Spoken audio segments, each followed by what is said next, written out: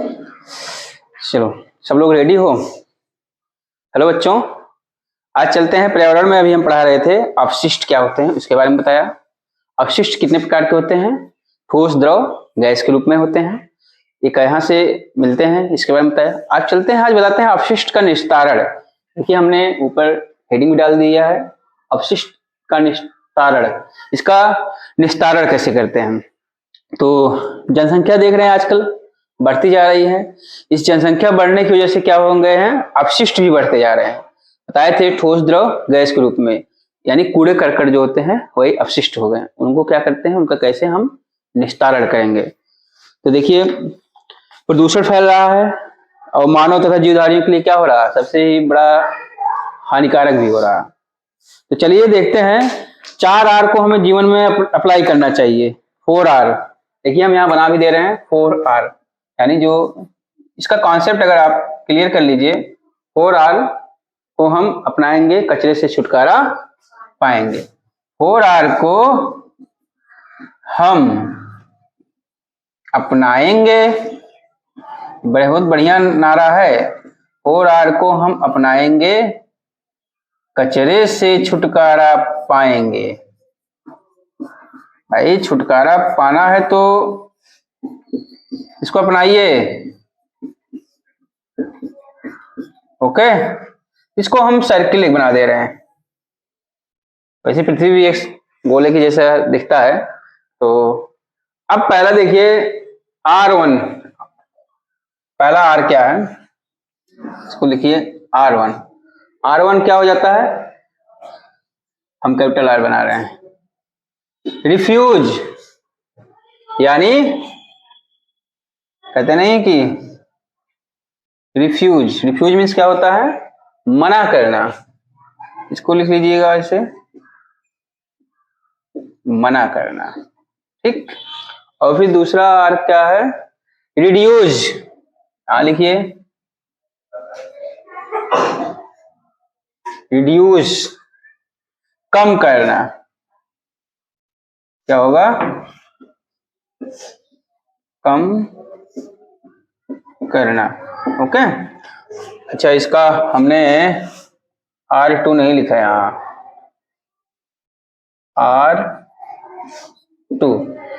R2 क्या है? Reduce. R1 क्या है? रिफ्यूज। R3 क्या हो जाएगा? रीयूज। लिखिए R3 रीयूज, यानी दोबारा इसका प्रयोग करना, पुनः उपयोग करना, पुनः उपयोग करना। ठीक, अब फिर देखिए R4 रिसाइकिल। साइकिल मीन्स क्या होता है? चक्र होता है।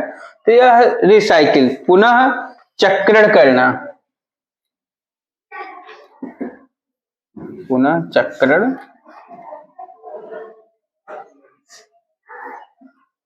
करना। जैसे कोई, अब इसको देखिए क्या ऐसे से सर्कल स्क्वायर बना लीजिए, रेक्टेंगल है, स्क्वायर बोल रहा हूं, थोड़ा डेकोरेटेड लगेगा, अच्छा भी लगेगा और आपको पढ़ने में मन भी लगेगा। और ये कोई चीज जब सुंदर है, सजावटी ढंग से होता है तो क्या होता है, वो बहुत हमको अच्छा लगता है। तो हमने बताया कचरे ठोस, द्रव, गैस के रूप में होते हैं। अब इनका निस्तारण हमें कैसे करना है, क्योंकि देख रहे हैं दिनों दिन जनसंख्या बढ़ रही है। जनसंख्या बढ़ने से कचरों की मात्रा भी बढ़ती जा रही है। ठोस के रूप में बढ़ रहा है, द्रव के रूप में बढ़ रहा है, गैस के रूप में बढ़ रहा है। इन सब अवस्थाओं के बारे में हमने विस्तार से बताया भी। रीयूज यानी रिफ्यूज। आप क्या करो, रिफ्यूज में क्या आ जाएगा? जैसे पॉलिथीन, आप बाजार जाते हैं, सामान लेते हैं, पॉलिथीन अगर दे रहा कोई तो क्या करो, उसको मना करो। और प्लास्टिक से बनी वस्तुओं को मना कीजिए। अब जैसे कोई है, हमने कल बोला भी था कि आपको कपड़े का बैग लेके जाना चाहिए मार्केट। लेके जाओगे तब क्या होगा? जब कपड़े का बैग ले जाओगे, अगला खुद देखेगा तो क्या होगा? वह पॉलीथीन में आपको कोई सामान पैक करके नहीं देगा। वो जानेगा भैया ये लाए हैं कपड़े का बैग, उसी में वो क्या करेगा, आपको सामान पैक करके दे देगा। और प्लास्टिक का जैसे गिलास हो गया, पहले शादी विवाह में क्या होते थे लोग, पत्तल किसके बनते थे, इसके ढाक या बरगद के पत्तों से उसकी पत्तल बनाते थे, दोना बनाते थे, और कुल्हड़ रहता था, कुल्हड़ जो होता था, कुम्हार होते थे वो बनाते थे। उससे क्या होता था, उसमें पानी भी बड़ा अच्छा लगता था, टेस्टी लगता था, और पत्तल में खाते थे, प्रदूषण नहीं होता था। अब क्या है, प्लास्टिक का पत्तल हो गया है, प्लास्टिक का दोना हो गया, प्लास्टिक का गिलास हो गया।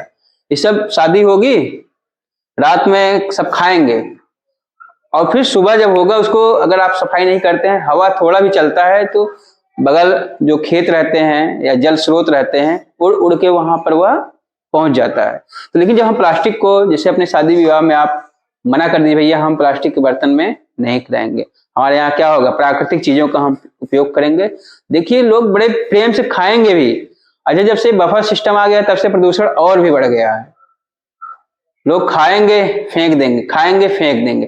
पहले था बफर सिस्टम जब नहीं था, लोग एक किनारे पंक्तियों में बैठ के खाते थे जमीन पर, तो एक आदमी रहता था उसको अच्छे से उठाता था और फिर झाड़ू लगा के साफ सफाई करता था।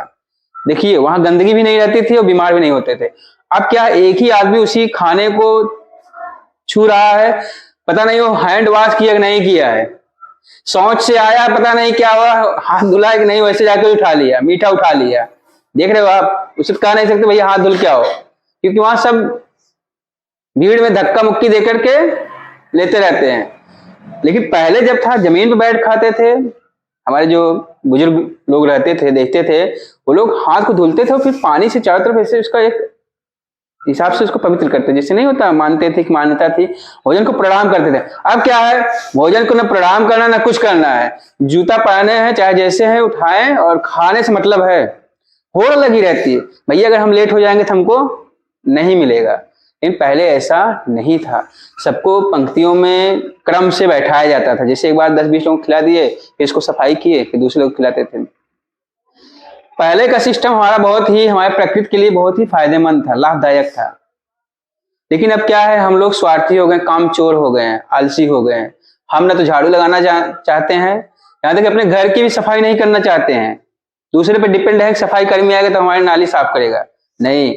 आप अगर मॉर्निंग उठ जाते हो, नाली या द्वार को अपने अच्छे साफ सफाई कर दे रहे हो, तो आप देखो बीमार कौन होगा, सफाई कर्मी नहीं बीमार होगा, बीमार हम होंगे। पैसा किसका जाएगा, हमारा ही जाएगा। तो इसलिए क्या कह रहा है कि इसको रिफ्यूज, इस तरह के जो पदार्थ हैं जो प्रकृति के लिए हानिकारक, उनको क्या करो, मना कर दो। और फिर देखिए, ना वस्तु को ना तो उपयोग करो, और जो दूसरे इसका भी उपयोग कर रहे हैं उनको भी जागरूक करो, उनको बताओ भैया इससे हानियां होती हैं, इससे बीमारियां फैलती हैं, इसका कम से कम उपयोग कीजिए। आ जाइए R2, कम उपयोग करना, कहाँ है R2, कम करना, R2 है कम करना। रिफ्यूज में तो सीधे मना कर देता है ना, लेकिन इसमें अगर मना नहीं कर पा रहे हो तो कम से कम उसका उपयोग कम कर दो ना। क्या करोगे,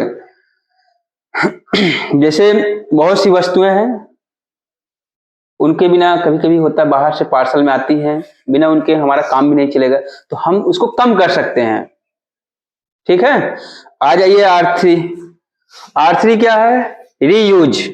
रीयूज माने इसको दोबारा हम प्रयोग में लाएं। जैसे दोबारा प्रयोग में लाने वाली वस्तुएं कौन कौन सी हो जाएंगी, जैसे कपड़े का ही थैला है, इसको एक बार ले गए फिर ला के रख लो, तो बार बार यूज हो रहा है ना, खराब तो नहीं हो रहा ना। अब फिर देखिए, जैसे उनको फेंकने के बजाय हम क्या करते हैं, जैसे पेन ले लीजिए, ये पेन है अपने पास, पहले एक फैशन चल रहा था लिखो और फेंको, तो हमको ऐसे पेन लेना चाहिए जिसमें दोबारा हम रिफिल लगा सके या दोबारा उसमें इंक डाल सकें। अच्छा, जो देखिए हमारे हाथ में मार्कर है, ये रीयूज हो रहा है। रीयूज कैसे हो रहा है, हम नया मार्कर तो खरीद नहीं रहे हैं, इसमें क्या डाल रहे हैं, स्याही डाल रहे हैं, फिर इसको हम प्रयोग में ला रहे हैं। अभी यही मार्कर हम लिख करके फेंक दें तो कितना प्रदूषण फैल जाएगा, कितना कूड़ा करकट इकट्ठा हो जाएगा, बहुत ढेर सारे हो जाएंगे ना। प्लास्टिक के इकट्ठे हो जाने से क्या होगा, हमारे स्वास्थ्य पर प्रभाव पड़ेगा। अच्छा, कागज होता है, कागज का थैला आता है, तो इसको क्या करो, उसको फेंको ना, उस थैले को। बढ़िया से कागज का है, देखते हैं ना, आप जाते हैं बड़े बड़े मॉल में, मार्केट में, वी मार्ट वगैरह हो गए, वहां जाते हैं कागज थैले में वो देते हैं। तो उस थैले को लाइए घर पे, कैंची से काट के अच्छे से पेपर के आकार में उसको काट के रख दीजिए। उसको क्या करो, उसको रफ के लिए उपयोग कर लो। लिख सकते हो नहीं लिख सकते हो। और फिर देखो कागज में न्यूज़पेपर बिकते हैं। जब मैं पढ़ता था, मैं अपनी बताऊं, जो न्यूज़पेपर बिकते थे उसका जो कवर ऊपर से रहता था, मैंने न्यूज़पेपर भी बांटा है, तो उसमें क्या रहते थे, ऊपर के कवर को लाते थे, फिर उस कवर को घर पे बैठ के कैंची से काट करके उसको सुई धागे से सिल करके उस पर हम अपना रफ कॉपी बनाते थे। इतना अच्छा रहता था। तो उसका रीयूज करिए, नहीं तो ऐसे कागज है आप फेंक देते हैं ना, उसको क्या करो, रीयूज करो। पेन का हम बता ही दिए।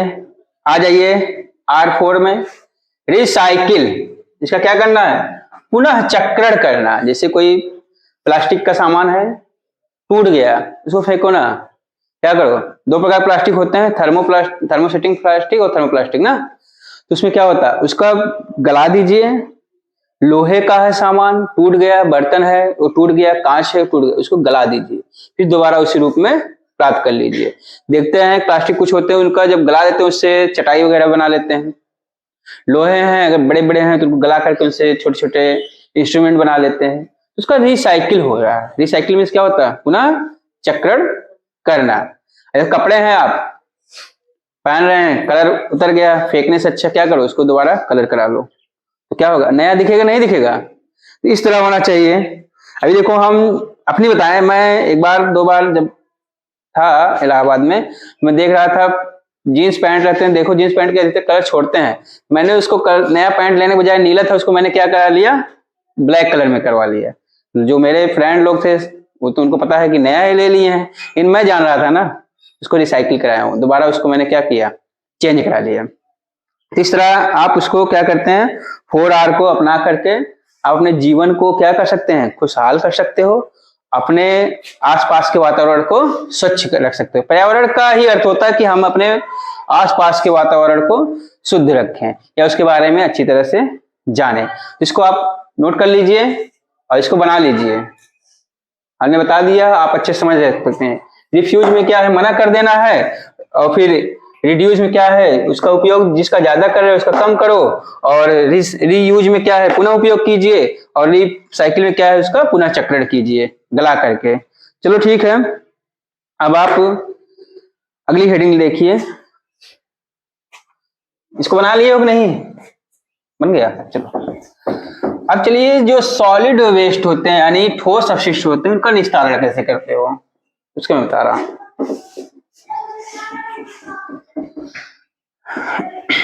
ठोस ठोस देखिए, ठोस अपशिष्ट पदार्थों का निस्तारण, हेडिंग डालिए, ठोस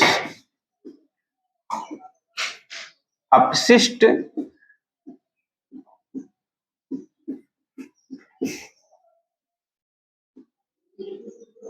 पदार्थों का निस्तारण।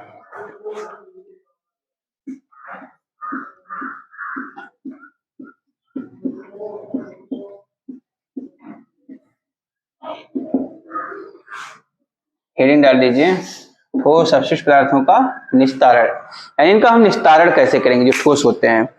तो सबसे पहले लिखिए जला करके। कैसे इसका निस्तारण करोगे, जलाकर, उसको जला दीजिए। जलाने में क्या होगा, जैसे कोई ठोस अपशिष्ट है उसको जला दीजिए, और जलाने से क्या होगा, वह नष्ट हो जाएगा। अस्पताल में देखिए, अस्पताल सुई लगाते हैं, सिरिंज होते हैं और भी दवाइयां होती हैं, उसका निस्तारण कैसे करोगे, उसको किसी बंद गड्ढे में जहां पर वह बाहर उसके धुएं ज्यादा ना निकल सके, वहां उसको क्या करो, जला दीजिए। इस तरह निस्तारण हो जाएगा। जैसे पॉलीथीन हो गई, प्लास्टिक हो गया, फसलों के डंठल हो गए, इनको खुले स्थान में नहीं जलाना चाहिए। यहां लिख लीजिए किसको किसको जला करके आप निस्तारित कर सकते हो,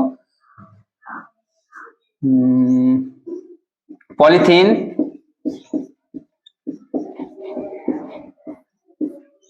और फसलों के डंठल,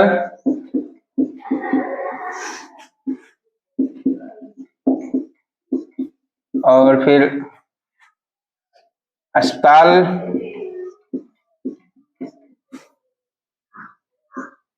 में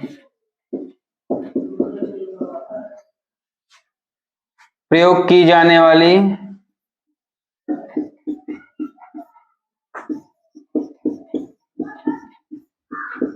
प्लास्टिक वस्तुओं, इनको कहाँ जलाओगे? एक भट्ठी में, भट्ठी होती है, बना लीजिए उसको, उस भट्ठी के अंदर इसको जला दीजिए। क्योंकि अगर खुले में जलाओगे, इससे धुआं जो निकलेगा हमारे लिए क्या होगा? हानिकारक होगा, हमारे स्वास्थ्य पे बैड इफेक्ट डालेगा, बुरा प्रभाव डालेगा। इसको क्या करना चाहिए? हमको एक बंद भट्ठी बना करके उसके अंदर इसको जला देना चाहिए। अगर खुले में जलाओगे तो क्या होगा? वायु प्रदूषित करेगा। बंद में जलाओगे कम से कम वह धुआं निकलेगा, तो वायु भी कम से कम प्रदूषित होगी। अच्छा, दूसरा आ जाइए, भूमि भरण। भूमि भरण दूसरा हमारा क्या है? भूमि भरण। भूमि भरण का मतलब क्या होता है?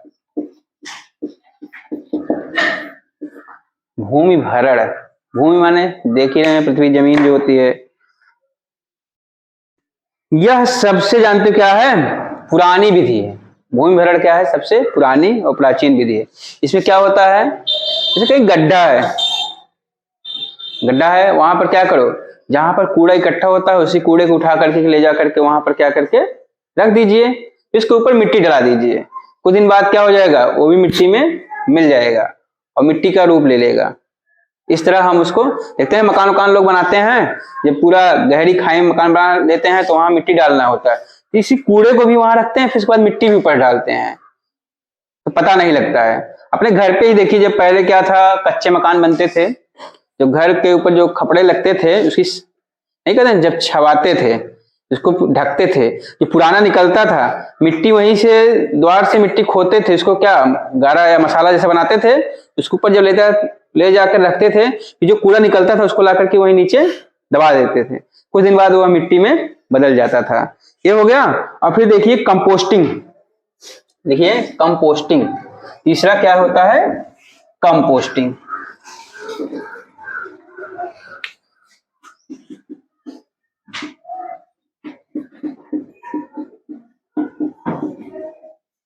कंपोस्टिंग क्या होगा? कंपोस्टिंग में जैसे गांव में देखते होंगे,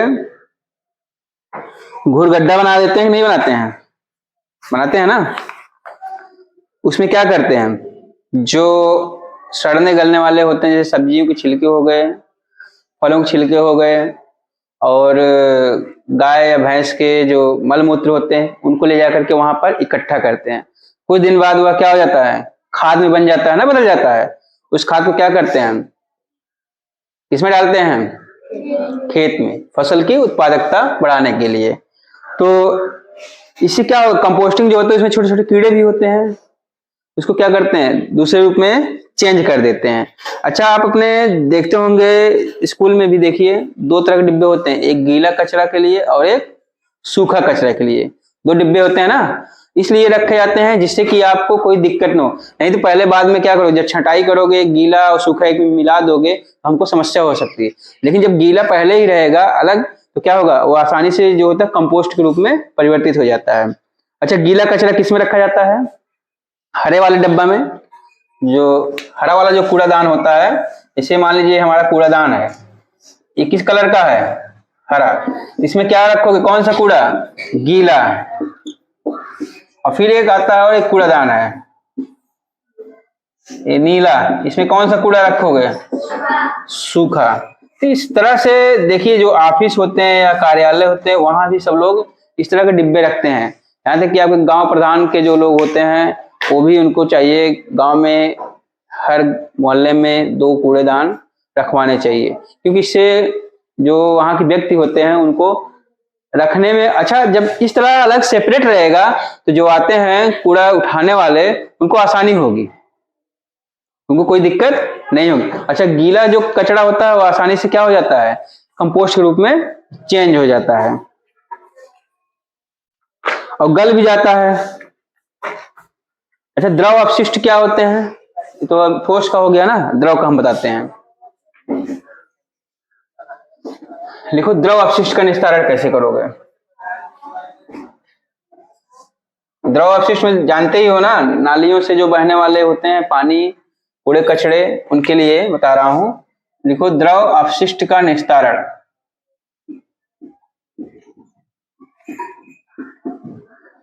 द्रव अपशिष्ट का निस्तारण। तो अपशिष्ट बताए हैं 3 प्रकार के होते हैं, ठोस, द्रव, गैस। अभी द्रव अपशिष्ट जो होते हैं इनको निस्तारित कैसे करोगे। देखिए जो सीवेज होते हैं वहां पर उनके ट्रीटमेंट के लिए कोई ना कोई वहां पर प्लांट लगाना चाहिए, जिससे कि वो गंदे पानी जो है क्या हो सके, साफ हो सके। और ये भी करना चाहिए हमें जो गंदे पानी है नदियों नालों से होते, नदियों में या तालाबों में या कुओं में नहीं प्रवाहित करना चाहिए। और फिर देखिए अगर इस तरह करते हो तो हमारे स्वास्थ्य पर बुरा प्रभाव डालेंगे। इसलिए जो गड्ढे खोद लेते हैं घर पे, देखिए लोग खोद लेते हैं ना, जैसे नल है, नल के पास में सोख्ता बना लेते हैं, उसको वहां उतना पास न बनाइए, थोड़ा दूर बनाइए, जिससे कि जो गंदा पानी निकल रहा है जाकर के वहां वो फिल्टर। अच्छा जो सोख्ता बनाइए उसमें क्या डालो, छोटे छोटे ईंटे के टुकड़े डाल दीजिए या खपड़े डाल दीजिए, गिट्टी डाल दीजिए, मोरंग डाल दीजिए। उसको डालने के बाद फिर क्या करो, उसको ढक दीजिए, पाइप लगा करके वहां पानी जिससे चला जाए, फिर इसको ढक दीजिए, क्योंकि खुला रहेगा तो प्रदूषण फैलाएगा ना। जब नहीं खुला रहेगा तो हमारे लिए क्या करेगा, वह फायदेमंद होगा।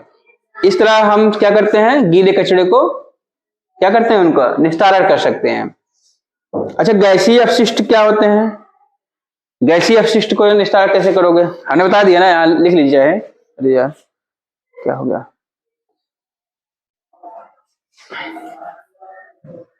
लिख सकते हैं आप, जल स्रोत से दूर, जल स्रोत से दूर क्या करोगे, गड्ढे बनाकर और उसको ढक कर। ये तो गीले कचरे का जो है निस्तारण हो जाएगा। अगर जल स्रोत से दूर गड्ढा बना रहे हो तो इसके बाद उसको किसी से ढक दे रहे हो तो वह क्या होगा, प्रदूषण नहीं फैलाएगा। प्रदूषण नहीं फैलेगा तो बीमारियां नहीं, तो खुला रहेगा उसमें देखो मच्छर होंगे, उसमें जाकर के अपने अंडे देंगे, तो उससे जो निकलेगा मच्छर वो हमको काटेगा, काटने से हमारे शरीर में क्या होंगी, बीमारियां फैलेंगी, मलेरिया जैसी बीमारियां फैलेंगी।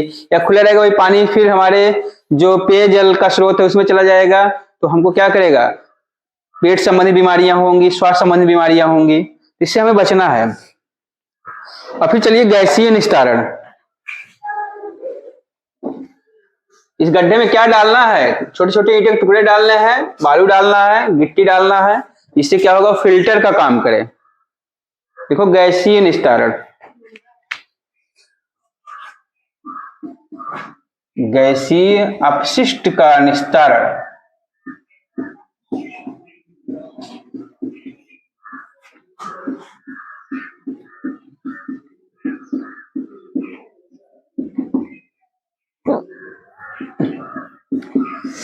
देखो गैसीय, ठोस अपशिष्ट जान लिए, द्रव अपशिष्ट जान लिए, अब आते हैं गैसीय।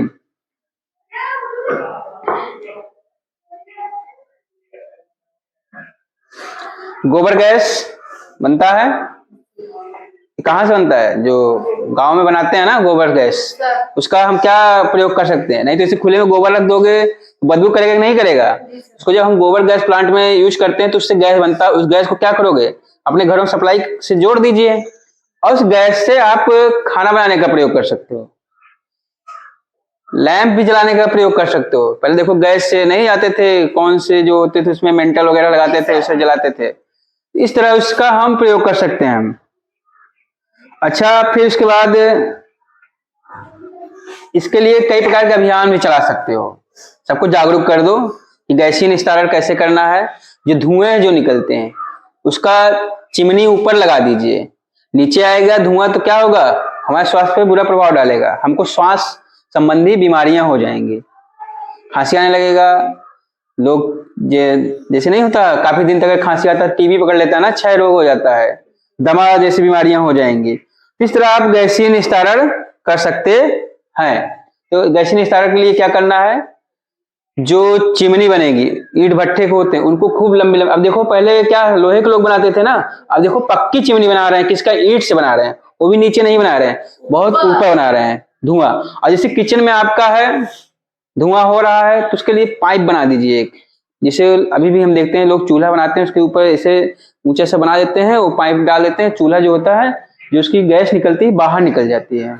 इंजन कहीं चल रहा है उससे जो धुआं निकल रहा है उसको अब कमरे में ना निकल करके उसके लिए पाइप लगा देते हैं उसके मुख पे, देखते हैं अंदर मशीन चल रही है और बाहर उसके धुआं निकल रहा है। फैक्ट्रियों में देखिए इसके निस्तारण के लिए क्या होता है, छोटे छोटे पंखे ऊपर ऐसे लगे रहते हैं, जो गैस होता है फिल्टर उसमें आता रहता है। और फिर अपने घरों में देखिए लोग आप एग्जॉस्ट लगा देते हैं, फैन लगा देते हैं, जो गंदी वायु होती है उसको बाहर निकालता है और फ्रेश वायु को अंदर लाता है। ये सब अपशिष्ट जो गैसीय होते हैं उनको निस्तारण इस तरह से आप कर सकते हैं। चलिए आज हमने अपशिष्ट पदार्थों के निस्तारण के बारे में अच्छे से समझ लिया, इसको बता भी दिया कितने कितने प्रकार के अपशिष्ट पदार्थ हैं, इनका निस्तारण कैसे करोगे विस्तार से इस पे बता दिया हूं। तो आपको आगे कक्षा प्राप्त करने के लिए चैनल को सब्सक्राइब करना है। चैनल का नाम IQ विनोद है, इसको सब्सक्राइब कीजिए, शेयर कीजिए, जिससे कि आप पढ़ते लिखते रहें।